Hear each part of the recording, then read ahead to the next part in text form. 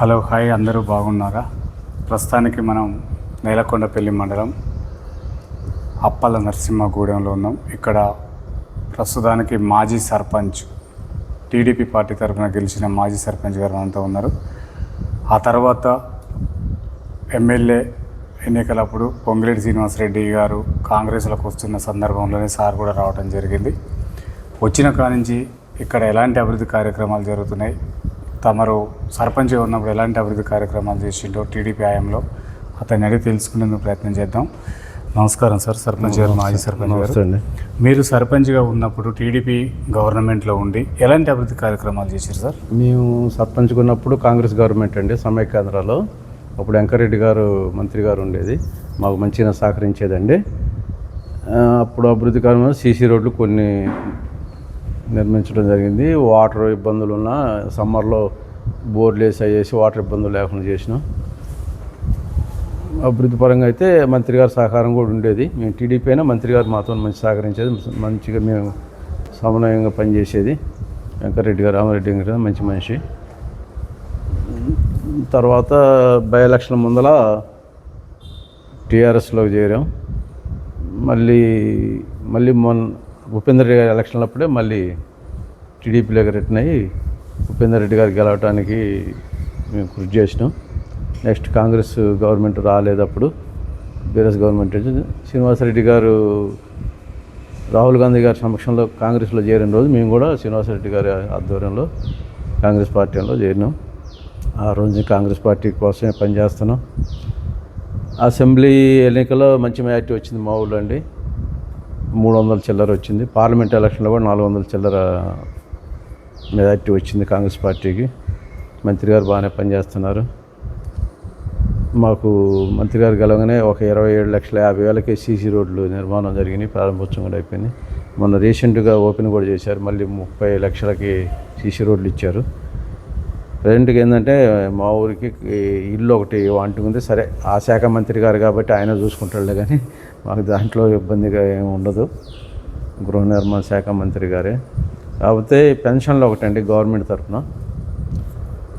అంతకుముందు TRS government 1 year back నుంచి పెన్షన్లు ఇవ్వాల. వితంతులు ఉన్నారు, భర్తలు చనిపోయిన మహిళలు ఎక్కువ మంది ఉన్నారు. ప్లస్ వృద్ధాప్య పెన్షన్లు కూడా ఆగిపోయినాయి. ఈ 2 సంవత్సరాలన్నర నుంచి ఎదురు చూస్తున్నారు పెన్షన్ల కోసం, కొత్త పెన్షన్ల కోసం. ఓకే సార్, మీరు అప్పుడు ప్రతిపక్షంలో ఉండి కూడా ఎలాంటి అభివృద్ధి చేశారు సార్? మేము ప్రతిపక్షంలో ఉన్నా, మేము మంత్రి గారితో మంచిగానే ఉండేది, వెంకరెడ్డి గారితో మాకు బాగానే సమన్వయం ఉండేది. మాకు అడిగినన్ని పనులు అడిగినా ఆయన శాంక్షన్ ఇచ్చేవాడు. మిషన్ కాగితే పెట్టి చెరువు ఒకటి బాగు చేయించారు ఆ టైంలో, మంత్రి గారి ఆధ్వర్యంలోనే. సీసీ రోడ్ల నిర్మాణం కూడా జరిగింది. మంచినీళ్ళ బావి పూడికలు, మంచినీళ్ళు కొత్త మోటార్లు పెడతాం. మళ్ళీ కొత్తగా మేము ఓన్గా బోర్లు వేయించి ఊళ్ళో వాటర్ సమస్య లేకుండా అప్పుడు బాగా నీటి ఎద్దడి ఉండండి. అండర్గ్రౌండ్ వాటర్ లోతుకు పోయినప్పుడు బోర్లు వేయించి, ఎప్పుడు అంటే బై ఎలక్షన్ అండి, తుమ్మల నాగేశ్వరరావు గారు బై ఎలక్షన్ టైంలో బాగా నీటి ఎద్దడి ఉంది. అప్పుడు ఎక్కడి నుంచో నీళ్ళు తెచ్చుకునే వాళ్ళు ఇంటింటికి వాళ్ళ ఇంట్లోకి నీళ్ళు వచ్చేటట్టు చేసాం. బాగానే చేసామండి. మా గ్రామ ప్రజలు కూడా అప్పుడు హ్యాపీగానే ఉన్నారు. ఓకే సార్, మీరు టీడీపీ నుంచి బీఆర్ఎస్ నుంచి కాంగ్రెస్లకు రావడానికి గల కారణాలు ఏంటి సార్? కారణాలంటే మా బీఆర్ఎస్లో అయితే నాయకత్వ లోపం ఎందుకో ఎమ్మలేకపోయాను. కాంగ్రెస్లో రావడానికి ఇష్టపూర్తిగానే వచ్చామండి. మేము పొంగులేటి గారి అభిమానంతో రాహుల్ గాంధీ గారిని పీఎంగా చూద్దామని నా కోరిక అండి. నాకు ఫస్ట్ నుంచి కూడా రాహుల్ గాంధీ గారు పీఎంగా చూడాలనే కోరిక ఎప్పటికీ బలంగా ఉందండి. ఆయన పీఎంగా ఒక్కసారైనా దేశానికి ప్రధానమంత్రి కావాలనే కోరిక మా ఉద్దేశం అండి. రాహుల్ గాంధీ గారు పీఎం కావటం దానికోసమే ఎంత కష్టం చేద్దామనే కోరికతో ఉన్నాం. Okay sir, YS Rajasekhara Reddy గారు ముఖ్యమంత్రిగా ఉన్నప్పుడు మీరు అప్పుడు సర్పంచ్గా కొనసాగిస్తున్నారు సార్. ఎన్ని ఇందిరా మిల్లు ఇక్కడ నిర్మించడం జరిగింది? ఇందిరా మిల్లు బాగానే వచ్చినాయి సార్. మా ఊళ్ళో 100 చిల్లర ఇందిరా మిల్లు ఇచ్చింది. అప్పుడు అసలు లేదనుకున్న ఇందిరా మిల్లు అందరూ అడిగిన వాళ్ళందరూ కట్టుకున్నారండి. మధ్యలో ఇప్పుడు మళ్ళీ విడిపోయి పిల్లలై పెద్ద ఇప్పుడు ఇల్లు వాంటింగ్ 100 చిల్లర వాంటింగ్ ఉందండి. ఒక 50 అయితే అర్జెంటుగా కట్టేవాళ్ళు ఉన్నారు. అప్పుడు ఇల్లు బాగానే ఇచ్చారండి. ఇందిరమ్మ ఇల్లు ఊరులో ఎవరు అడిగితే వాళ్ళకి ఇందిరమ్మ ఇల్లు ఇవ్వటం జరిగిందండి. ఎవరు ఇబ్బంది పడలే ఇళ్ళ గురించి అండి. ఓకే సార్, మీరు సర్పంచ్గా ఉన్నప్పుడు వైఎస్ రాజశేఖర రెడ్డి గారు ముఖ్యమంత్రిగా ఉన్నప్పుడు సార్ రేషన్లో బియ్యం కానీ చింతపండు కిరోసిన్ చక్కెర అన్ని ఇచ్చేది. ఈ టీఆర్ఎస్ వచ్చిన తర్వాత అన్ని పోయినాయి సార్. దీన్ని ఏ విధంగా చూడవచ్చు? ఎక్కడ అసలు లోపం జరుగుతుంది? అసలు ఏం లేదు సార్. టీఆర్ఎస్ వచ్చిన తర్వాత పెద్దగా అభివృద్ధి అంటూ ఏందో కానీ జనం అయితే హ్యాపీగా లేరండి. కొంతమంది హ్యాపీగా ఉన్నారు, కొన్ని వర్గాల వారే సంతోషంగా ఉన్నారు, కానీ బడుగు బలహీన వర్గాలంతా అన్హ్యాపీగానే ఉన్నారండి, సంతోషంగా లేరు టీఆర్ఎస్ ప్రభుత్వం వల్ల. ఒక రైతు వారీగా కొంచెం ఈ రైతు బంధు వస్తుంది అది అని హ్యాపీ, కానీ ప్రతిమది ఇంకా అంతగా ఏం లేదండి. వాళ్ళ కుటుంబం దోసుకోవటం అనే ఆలోచన ప్రజల్లో ఉంది కాబట్టి మొన్న వ్యతిరేకంగా బలంగా ఓటేశారండి. ఓకే సార్, ఇక్కడ మాజీ ఎమ్మెల్యే గారు ఓడిపోవడానికి గల కారణాలు ఏంటి సార్? కాంగ్రెస్ బలంగా ఉండటం ఒక కారణం అండి పాలేరులో, ప్లస్ శ్రీనివాసరెడ్డి గారు హవా ఉండటం, రెండు కలిసినాయండి. శ్రీనివాసరెడ్డి గారి ఇన్ఫ్లుయెన్సు ప్లస్ కాంగ్రెస్ గాలి తోడే భారీ మెజార్టీ రావడానికి తోడ్పడిందండి. 56,000 మెజార్టీ, 57,000 దగ్గర. ఆయన 10,000 లోపుతో గెలిచారు ఉపేందర్ రెడ్డి గారు. ఇది ఫస్ట్ నుంచి కూడా పాలేరు కాన్స్టిట్యున్సీ కాంగ్రెస్కి బలమైన కాన్స్టిట్యున్సీ. ఆ కాన్స్టిట్యున్సీ ప్లస్ శ్రీనివాసరెడ్డి గారి హెల్పింగ్ నేచరు, ఆయన చేసిన సహాయ సహకారం వల్ల జనంలో మంచి పేరుంది. ఆయన మీద అభిమానంతో plus Congress party vote bank ఉండటం కలిసి వచ్చిందండి. మంచి భారీ మెజార్టీ, ఎప్పుడూ లేనంత మెజార్టీ అండి ఈ కాన్స్టిట్యున్సీలో. మొన్న 57,000 దగ్గర మెజార్టీ వచ్చిందండి. ఓకే సార్, ఇక్కడ నుంచి అప్పుడు వైఎస్ షర్మిల గారు కూడా ప్రాతినిధ్యం ఇస్తేందుకు ప్రయత్నం చేసింది సార్. అప్పుడు ఆమెకు టికెట్ ఇవ్వలేరు, పొంగులేరు శ్రీనివాసరెడ్డికి ఇచ్చారు సార్. ఆ షర్మిల గారు గెలిచేటోడా ఇక్కడైతే? కాంగ్రెస్ నుంచి గెలిచేవాళ్ళం కానీ ఇంత మెజార్టీ రాలేదండి. షర్మిల గారు అయినా గెలిచేవాళ్ళు, కాంగ్రెస్ ఓటు బ్యాంక్ ఉంది కాబట్టి గెలవచ్చు, కాకపోతే ఇంత మెజార్టీ రాదు, చాలా తక్కువ మెజార్టీతో గెలిచేవాళ్ళు. శ్రీనివాసరెడ్డి గారికి వచ్చిన మెజార్టీ ఇంకెవరికి రాదండి.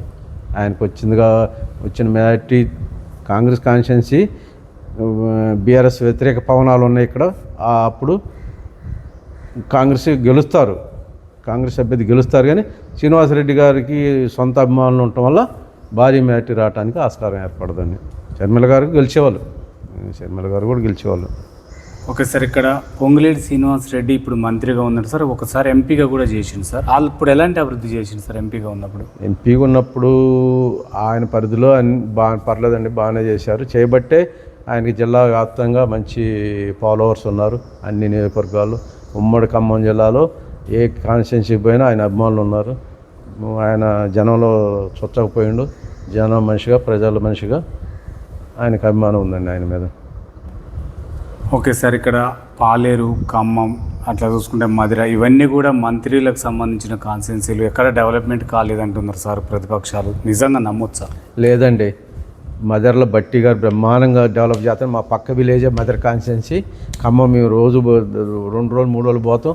తుమ్మల గారు బాగా చేస్తున్నారని పేరుంది.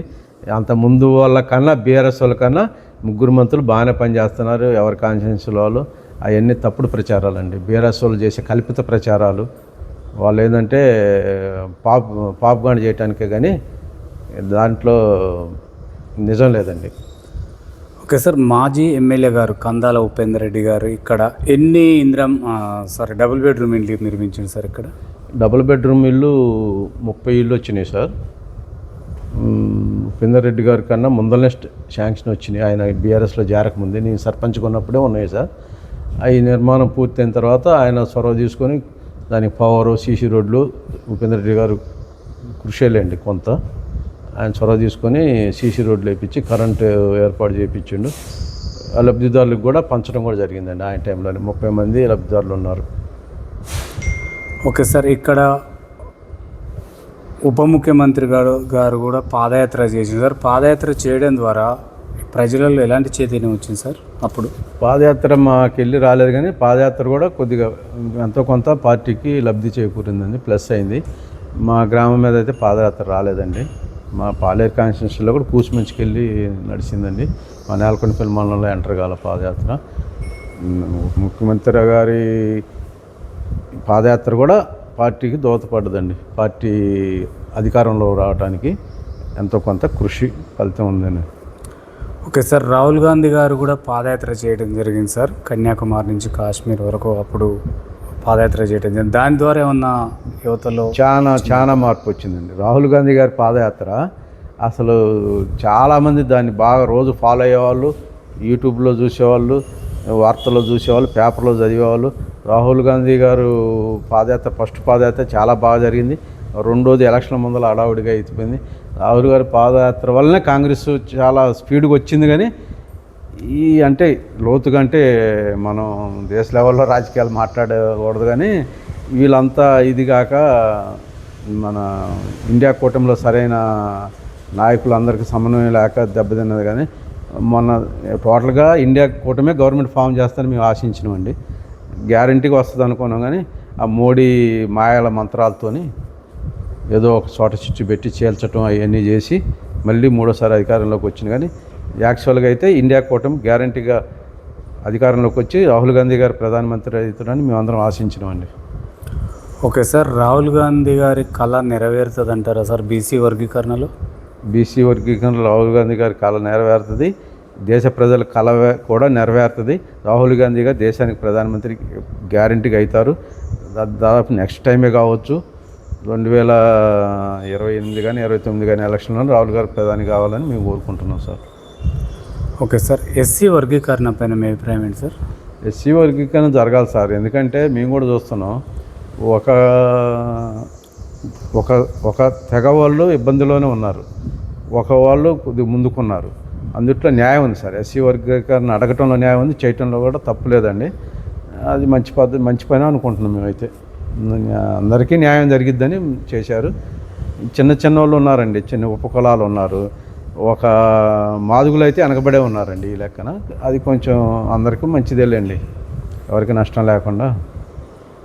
ఓకే సార్, ఇప్పుడు బీసీ వర్గీకరణ కూడా ఆ నివేదిక తప్పుందని ఎమ్మెల్సీ తీన్మార్ మల్లన్న గారు తలగబెట్టడం జరిగింది సార్. ఇవాళ పోయి మళ్ళీ కేటీఆర్ని కూడా కలవటం జరిగింది. దీన్ని ఏ విధంగా చూడొచ్చు సార్? ఏం లేదు సార్, అంతా కరెక్టే. ఇంటింటికి వచ్చి సర్వే చేశారు. ఆయన ఏంటంటే హైప్ చేసుకోవటం కోసం, ఆయన లీడర్గా ఎదగటం కోసం చేసే ప్రక్రియ. అంతేగాని ఆయన బ్లాక్మెయిల్ రాజకీయాలు తప్పితే తీర్మాన మల్లన్న గారికి జనంలో ఇక్కడ మా కాడ కూడా ఎవరు ఆయనకు అంత ఫాలోవర్స్ లేరు. ఆయన ఎఫెక్ట్ ఏమి ఉండదండి, కాంగ్రెస్ పార్టీకి నష్టం లేదు. ఆయన కావాలని చేసే తప్పుడు ప్రచారం అండి. ఆయన సొంత లబ్ధి కోసం ఆయన రాజకీయంగా ఎదిగి రాష్ట్రంలో ఏదో పెద్ద పోస్టులో పోవాలనే ఆలోచనతోనే, కానీ ఆయనకు అది అంతా జరిగే పనే కాదండి. రానున్న ఎన్నికల్లో నేనే ముఖ్యమంత్రిని అంటున్నాడు సార్ తీన్మార్ మల్లన్న. సరే, చాలామంది ముఖ్యమంత్రులు ఆశించిన వాళ్ళందరూ కారండి, అందులో ఆయన కూడా అయింటుడు. చాలామంది ఉన్నారు, చాలామంది ప్రకటిస్తారు. ఇప్పుడు ఆర్ కృష్ణ గారిని ప్రకటించండి చంద్రబాబు నాయుడు గారు సమైక్యాంధ్రాలో ముఖ్యమంత్రి అభ్యర్థి అని. అయిందండి. ఆర్ కృష్ణ గారు చాలా సీనియర్ పొలిటీషియన్, బీసీ నాయకుడుగా, ఇండియా లెవెల్లో నాయకుడు. ఆయన్నే ఇది కాలేదండి. ఆయనలో ఏనంతండి, ఆర్ కృష్ణ గారి కన్నా గొప్ప నాయకుడు అయితే కాదుగా తీన్మార్ మల్లన్న. ఓకే సార్, ఇప్పుడు యువత మొత్తం కూడా డ్రగ్స్కు బానిసలు అవుతున్నారు సార్. కాంగ్రెస్ ప్రభుత్వం డ్రగ్స్ని ఏ విధంగా అరికట్ట తలుచుకుంది సార్? ఇప్పటికైతే ఇంతకుముందు రోజు పేపర్లో చూస్తే గంజా ఎక్కడ దొరికింది ఇక్కడ దొరికిందని బాగా వినేవాళ్ళం అండి. ఇప్పుడైతే ఆ కేసులు తగ్గినాయి. కానీ డ్రగ్స్కి మాత్రం ఇంకా కంట్రోల్ చేయాల్సిన అవసరం ఉందండి. పిల్లల్ని ఆ వైపు వెళ్ళకుండా, స్కూల్ పిల్లలే డ్రగ్స్కి గంజాయికి అలవాటయ్యారండి బాగా. అది మా పల్లెటూళ్ళలో కూడా చూస్తున్నాం, పిల్లలు ఎరెక్ట్ అయిపోయారు గంజాయికి. అది ప్రభుత్వం కఠిన చర్యలు తీసుకోవాలండి. ఎవరైనా ఏ స్థాయిలో ఉన్నా వాళ్ళ మీద ఉక్కుపాదం మోపి గట్టి చర్యలు తీసుకోవాలండి. గంజాయి కానీ డ్రగ్స్ కానీ అది భవిష్యత్తులో భారీ తరాలకు చాలా దెబ్బండి, పిల్లలకు కానీ ఎవరికైనా. దాని మీద ప్రభుత్వం మంచి చర్యలు తీసుకుంటుంది. ఇంకా కఠినంగా ఉండాలండి, చట్టాలు ఇంకా కఠినం చేసి అసలు చాలా తీవ్రంగా పరిగణలోకి తీసుకోవాలండి డ్రగ్స్ విషయంలో. ఓకే సార్, ఇప్పుడు కాంగ్రెస్ ప్రభుత్వం వచ్చిన తర్వాతనే మహిళలకు అక్కడో ఇక్కడో అత్యాచారాలు జరుగుతున్నాయి అంటున్నారు సార్ ఇప్పుడున్న ప్రతిపక్ష పార్టీ వాళ్ళు. ఎంతవరకు వాస్తవం సార్? లేదండి, ఈ అత్యాచారాలు అనేది చాలా తగ్గిపోయినాయి. ఇంతకుముందు కూడా జరిగినాయి. ఇప్పుడు ఏదైనా ఇల్లు ఎక్కువ చేసి సోషల్ మీడియాలో ఎక్కడో ఒక చోట చిన్న విషయం జరిగితే దాన్ని పెద్ద ఎక్స్పోజ్ చేస్తున్నారు, కావాలని దాన్ని ఇది చేస్తున్నారు. కానీ ఆడవాళ్ళు సేఫ్గా ఉన్నారు, మంచిగా ఉన్నారు, బస్సులో హాయిగా ఉచిత ప్రయాణం చేస్తున్నారు, మంచి హ్యాపీగా ఉన్నారు. మహిళలు అంత ఇబ్బంది పడేటట్టు ఏం లేదండి. కావాలని ప్రతిపక్ష పార్టీ బీఆర్ఎస్ పార్టీ అట్లా క్రియేట్ చేస్తుంది. వాళ్ళు మళ్ళీ ఎలక్షన్లో బలం చేకూర్చడం కోసం, మళ్ళీ అధికారంలోకి రావడం కోసం బురదలుతున్నారు కాంగ్రెస్ ప్రభుత్వం మీద. కానీ మహిళలు అయితే చాలా ఆనందంగా ఉన్నారండి. వాళ్ళు మంచిగా తీర్థయాత్రలు అన్నీ ఎన్ని చూడాలో అన్ని చూసి వస్తున్నారండి. మా దగ్గర అయితే ఖాళీగా ఉంటే పనులు అయిపోయిన తర్వాత మహిళలు భద్రాచలం, యాదగిరి పుణ్యక్షేత్రం, వేదాద్రి అన్ని దేవాలయాలు ఉచిత బస్సులుగా అండి. హాయిగా ఎక్స్ప్రెస్లో ఎక్కువ కూర్చుంటున్నారు. ఖమ్మం పోయి, మా ఊరు బస్సు లేదు ఇంతకుముందు, పొంగిరెడ్డి గారు చెప్తే బస్సు వస్తుంది. ఇప్పుడు బస్సు పోయి ఖమ్మం ఎక్కి ఎక్స్ప్రెస్లో కూర్చుంటే హాయిగా అన్ని ఊళ్ళు తిరిగి వస్తున్నారు, హ్యాపీగా ఉన్నారండి. ఓకే సార్, కాంగ్రెస్ ప్రభుత్వం ప్రవేశపెట్టిన 6 గ్యారెంటీలు ఇక్కడ అమలవుతున్నాయా సార్? ఆర్గ్యుమెంట్లో అమలవుతున్నాయండి. దాదాపు మామూలు ఇంతకుముందు కరెంట్ బిల్లు కట్టాలంటే పెద్ద క్యూ ఉండేది. కరెంట్ బిల్లు కట్టేవాళ్ళు ఇప్పుడు 30% కూడా లేరు. ఉచిత కరెంటు వల్ల 200 యూనిట్లు లోపు కరెంటు వల్ల కరెంటు బిల్లు కట్టేవాళ్ళు తగ్గిపోయారు. దాదాపు ఊళ్ళో 70% కరెంట్ బిల్లు కడతలేదండి ఇప్పుడు. ఉచిత బస్సు ఒకటి ఉంది బాగానే. ఇది గ్యాస్ కూడా వస్తుందండి, 500 రూపాయల సిలిండర్ గ్యాస్ పథకం ఉంది కదండి, అర్హులకి అది కూడా వస్తుందండి. ఉచిత గ్యాస్ కూడా వస్తుంది. ఉచిత గ్యాస్ కాదు, 500 రూపాయల గ్యాస్. ఓకే సార్, ఇప్పుడు బెల్ట్ షాపులు అనేకంగా పెరిగిపోతున్నాయి సార్ విలేజ్లలో. ఆ నిర్మూలన కోసం కాంగ్రెస్ ప్రభుత్వం ఎలాంటి చర్యలు చేపట్టబోతుంది? బెల్ట్ షాపులు అయితే కంటిన్యూగా నడుస్తూనే ఉన్నాయండి. అప్పుడు ఉన్నాయి, ఇప్పుడు ఉన్నాయి. అవి బెల్ట్ షాపులు అనేది ప్రభుత్వం నిర్ణయం తీసుకోవాలండి. వాటిని బెల్ట్ షాపులు తక్కువ చేసి ఇది చేస్తేనే యువత ఆగం కాకుండా ఉంటుందండి. యువత మాత్రం బాగా తాగుడికి బానిస అయిపోయారు. ఎక్కడ పడితే అక్కడ మందు దొరుకుతుంది. పిచ్చిగా ఉదయం 5ంటికే స్టార్ట్ చేస్తారు చాలామంది. ఈ యువత కంటిన్యూగా తాగుడే, తాపకపోతాం, తాగటం. ఈ బెల్ట్ షాపుల వల్ల కూడా ఎక్కువ ఉంది. అది ఒక దూరంగా ఉండి తెచ్చుకొని తాగటం వేరండి. వయసు దగ్గర పోయి బెల్ట్ షాపులు ఊళ్ళో అందుబాటులో ఉంటే బాగా చెడిపోతున్నారండి. తాగుడికి బాగా బానిసారు. దాదాపు ప్రతి వాళ్ళు తాగుతున్నారండి. ఎవరు 10% ఊళ్ళో కనపడుతున్నారు, కానీ తాగని వాళ్ళు అందరు తాగుతున్నారు. యువత ఎక్కువ తాగుతుంది. అసలు ఎందుకు తాగుతున్నారు అర్థం కానట్లు తాగుతున్నారు. ఓకే సార్, ఫైనల్గా మీరు ఓటర్లకు ఏం చెప్పదలుచుకున్నారు సార్? ఇప్పుడు రానున్న గ్రామ పంచాయతీ ఎన్నికలు వస్తున్నాయి సార్. ఓటు అంటే కూడా చాలా విలువైనది, దాన్ని అమ్ముకుంటేందుకు ప్రయత్నం చేస్తారు. అలాంటిది కాకుండా ఓటర్లు ఎలాంటి చైతన్యం తీసుకురాబోతున్నారు? ఓటర్ల చైతన్యం అంటే ఓటర్లు అయితే డిసైడ్ అయి ఉన్నారండి. ఎటు వేసేవాళ్ళు అటే ఉన్నారు. కాంగ్రెసే బలంగా ఉంది. స్థానిక సంస్థల్లో కాంగ్రెస్ ఎంపీటీసీలు కానీ, సర్పంచ్లు కానీ, జిల్లా పరిషత్తులు కానీ, అన్ని జెడ్పీటీసీలు, జిల్లా పరిషత్తులు అన్నీ కాంగ్రెసే గెలుస్తుంది. ఈ మంచిగా మొన్న వడ్లు అమ్మిన వాళ్ళందరికీ బోనస్ పడదండి. ఒక్కొక్కరికి 1000 బోనస్ వచ్చింది. కింట వడ్లకి 500 రూపాయలు బోనస్ ఇచ్చారు. 2300, 30 రూపాయలకి వడ్లు అమ్ముకున్నారు. ప్లస్ 2800 చిల్లర కింట వడ్లకి డబ్బులు వచ్చినాయండి. బ్రహ్మాండమైన స్కీమ్ అది. కొంతమందికి ఇంకా లేట్ అవుతుంది. సరే, గవర్నమెంట్ కొద్దిగా ఆర్థిక సమస్యల వల్ల లేట్ అయింది తప్పితే అందరికి బోనస్లు వచ్చినాయి. బీఆర్ఎస్ వాళ్ళకి ఓట్లు వేసిన వాళ్ళకి కూడా మంచి లక్షల బోనస్లు తీసుకున్నారు వాళ్ళు. ఓకే సార్, మిమ్మల్ని అధిష్టానం గుర్తిస్తే ఏదైనా పదవులు ఆశిస్తున్నారా? నేను అసలు ఏమి అడగనండి. నేను పదవులు అడగను, నేను పైరువేలు చేయను. ఏమన్నా ఎవరి కోసమైనా పని ఉంటే పార్టీ కోసం పోతా, పని కోసం పోతా. కానీ నేను ఏ పదవి ఆశించలేదండి. ఎప్పుడు నేను ఏ పదవి ఆశించట్లేదు, పదవి అడగట్లేదు కూడా. అది ఒకవేళ నేనేమైనా అవసరం అనుకుంటే అప్పుడు వాళ్ళ నిర్ణయాన్ని బట్టే, కానీ నాకు అది కావాలని ఎప్పుడు అడగలేదండి. ఒక్కసారిగా లాస్ట్గా ఏంటంటే గవర్నమెంట్ 2 లక్షల రూపాయలు రుణమాఫీ అన్నారండి. ఆ 2 లక్షల రూపాయలు రుణమాఫీ అన్నప్పుడు 2 లక్షల వరకు చేశారు. 2 లక్షలు దాటిన వాళ్ళు ఉన్నారండి. వాళ్ళు డబ్బులు కూడా కొంతమంది అప్పులు తెచ్చి కట్టారండి బయట, అవుతుందని. పైన ఉన్న 1,80,000 అట్లా మా కాడవాళ్ళు కూడా కట్టారు. మా ఊళ్ళో కూడా చాలామంది. అది రుణమాఫీ కాలేదనే అసంతృప్తి కొద్దిగా ఎక్కువ ఉందండి. 2 లక్షలు వాళ్ళు యాక్చువల్గా ఏంటంటే అండి, బీఆర్ఎస్లో 1,00,000 రూపాయలు రుణమాఫీ అయ్యి మళ్ళీ లోన్ తెచ్చుకున్నారు. కాంగ్రెస్లో మళ్ళీ రుణమాఫీ వాళ్ళకైంది. మా ఊళ్ళో అయితే అండి బీఆర్ఎస్లో ఉన్న ఓట్లు వేసిన వాళ్ళకి రుణమాఫీ ఎక్కువైంది కాంగ్రెస్కి ఓట్లు వేసిన వాళ్ళకన్నా. మా దగ్గరికి వచ్చే వాళ్ళు చాలామంది రుణమాఫీ కోసం ఎదురు చూస్తున్నారండి. అది ఒక్కటి గవర్నమెంట్ చేస్తుంటే బాగుండేది. అసలు ఏమీ ఏలెత్తి చూపే పని లేకుండా ఇది. ఆ రుణమాఫీ గురించే ఎక్కువ మంది కొంచెం అసంతృప్తికి లోనవుతున్నారు తప్పితే అది కూడా చేసుంటే అసలు జనం సూపర్గా ఉండేదండి. అదొక్కటే ప్రాబ్లం, కానీ అన్నీ బాగానే ఉన్నాయి sir. Okay sir, thank you. చూస్తూనే ఉండండి మీ Telugu TV. Okay, thank you అండి.